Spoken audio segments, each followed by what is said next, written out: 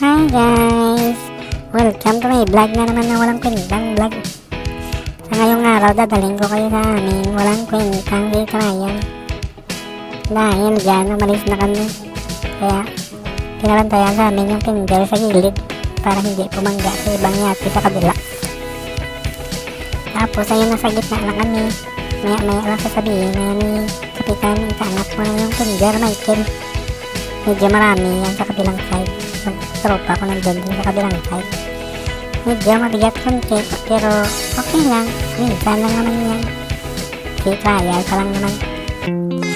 Ayun nga, paikot-ikot na kami dyan sa dagat. Hindi naman kami lumayo. Nandyan lang kami sa tabi-tabi. Kita mo naman yung mga port dyan. Pati yung mga yate, nandyan lang sa kilid.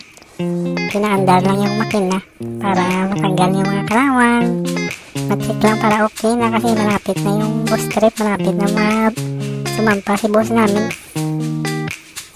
Yun, ikot-ikot na kami konti. Tingin-tingin lang ako dyan sa mga tanawin dyan sa labas. Ayun, isang cruise ship, shoutout pala dyan sa Queen Mary, ito mga tropa ko dyan, Queen Elizabeth, saka sa Queen Anne, mga tropa ko dyan.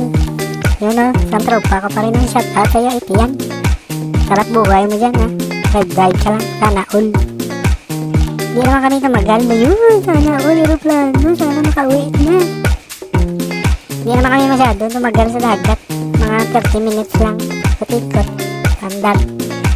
At ayun lang nga. Bumalik na kami agad. Tapos sabi naman ni Kapitan, balik mo na ang Tinder, Michael. Kasi malapit na tayong magparking. Ngayon, pinurwad ko na lang kunti kasi may medyo mabagal yung yate namin. Maliit lang kasi. Yan nga, yung katabi namin yate. Ang ganda, sobra. Sana all guys. Ngayon na nga, tapos na nga. Clear lang ako ng mga kalat-kalat sa tabi-tabi. Tapos maya-maya out na naman.